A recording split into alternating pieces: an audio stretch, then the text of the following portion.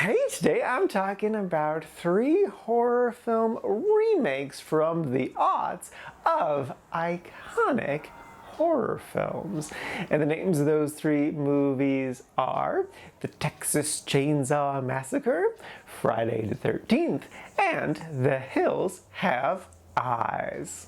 First up is The Texas Chainsaw Massacre. This is a 2003 remake of the 1974 classic film. It stars Jessica Biel, and it's alright. The memory of the original is a little hazy, and I feel like it starts off pretty strongly like a remake, but then just kind of goes on its own journey. Something I definitely know is they never have like the dinner scene in this one, so it's not made explicitly clear that the family are eating the victims. Also, I don't remember the sheriff being in on it last time. Could be wrong though. What did I like about it? I think it's got a decent aesthetic. The costumes are weirdly both 1970s and early 2000s at the same time. They somehow transitioned that 30-year gap. I think the kills were really good, especially the first one. That's where I like sat up and was like, holy shit, that was great. Because like they did this great like pullback shot like through the head, and I'm like, oh my god, what? That's so good. But the other kills were also pretty solid. I do wish I would have seen like an unrated version of this, because there are a couple kills where they're just kind of hidden away. And based off of the ones that we did see, I feel like I would have enjoyed the gruesomeness of those moments for sure. I like the supporting cast. Jessica Biel was fine. I've enjoyed her in stuff, though it does kind of feel like she was cast in this movie primarily for aesthetic reasons, which like I'm not complaining about, but like it's a horror movie. You want someone who can scream well, because that's something happens a lot in horror movies, and she's not great.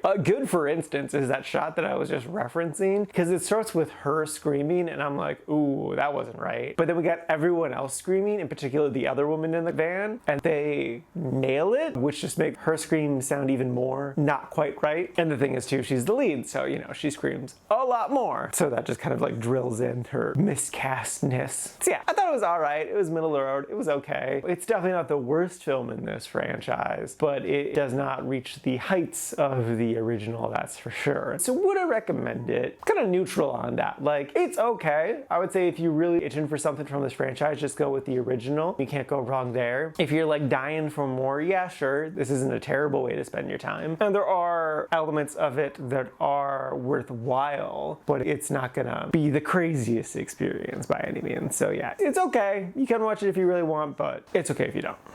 Next up is Friday the 13th. This is a 2009 film and is sort of just a sequel to Friday the 13th. Will also be a remake of the first 4 films. Apparently, I haven't seen that many of the films in this franchise, so I'm not the most well-versed to elaborate on that. But I do know it wasn't just straight up a remake of the first one, which I thought was surprising / interesting. It takes place 20 years after the original, which timeline roughly lines up. And the premise is more so just like Jason just defending his property. Like, it just gives off strong get off my lawn vibes, though he might like be intentionally luring people to his property to kill them because he has like all of this weed growing there. So like it's not really super clear why he's doing what he's doing, other than just like promiscuous kids all up in his business, and he's not a fan of that. I guess that technically could be triggering for him.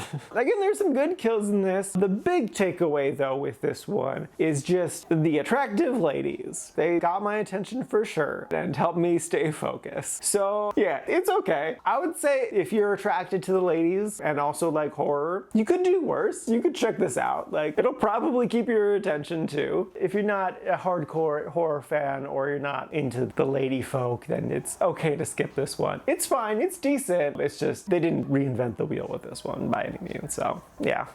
And lastly is The Hills Have Eyes. This is a 2006 remake with a great cast. It has such an awesome cast. I was very surprised by that. I was also surprised with just how I just did not give a shit about this movie. Like, I kind of feel like this is the closest remake to the original in terms of like plot stuff. I could be wrong because it has been a hot second since I've seen the original. They do diverge, but like for sure the beginning feels very close. I don't know. I just didn't really care for the characters. I didn't really care what they had going on. I didn't really care that they were dying. I didn't care that the dogs died, which is so heartbreaking to me that I didn't care about that. I didn't find the antagonists that interesting. They were just kind of gross for gross sake. I mean, the thing that I like most about this movie is a nostalgic thing, in that the soundtrack for this movie I bought and used in my first ever viral video from like 13 years ago. In high school, we made a first aid video that was inspired by The Hills Have Eyes. And like the first half of it is us just doing horror movie stuff, and I used the soundtrack for this movie in that video. And once it like was exploding in popularity, I contacted the composer of the soundtrack. I was like, hey, is it chill if I make money off of this? And he's like, yeah, dude, this is amazing. You're all good. The second half of it is straight up just how to splint a broken leg, and it's legitimately what you should be doing. We didn't get a good grade on it though, because the teacher we had was not a good teacher, just period. I don't think he stayed in the business that long, but he was very taken aback by the horror aspects of it, and so we got all of the first aid stuff wrong. And I'm like, no, we didn't. I didn't do the research on it, but the person who did do the first aid stuff is a student who definitely was a student who knew what was up. Book nerd, basically. I think we got like a B on it.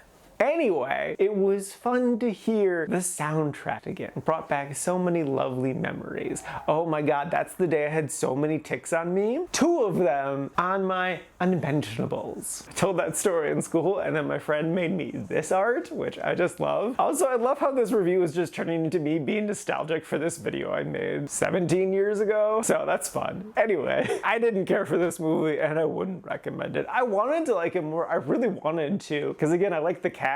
I'm a fan of the original, and I have nostalgia for parts of this, but yeah, no, it just really missed the mark for me. So didn't care for it, wouldn't recommend it. Alrighty, now for today's rankings. First up, we got the Texas Chainsaw Massacre, sitting number 144 in the liked section. And then after that, not too terribly far behind, is Friday the 13th, sitting number 148, again in the liked section. And then bringing up the rear, rightfully so, is The Hills Have Eyes, sitting at 190 in the didn't like section. And this is out of a total of 207 old movies so far this year.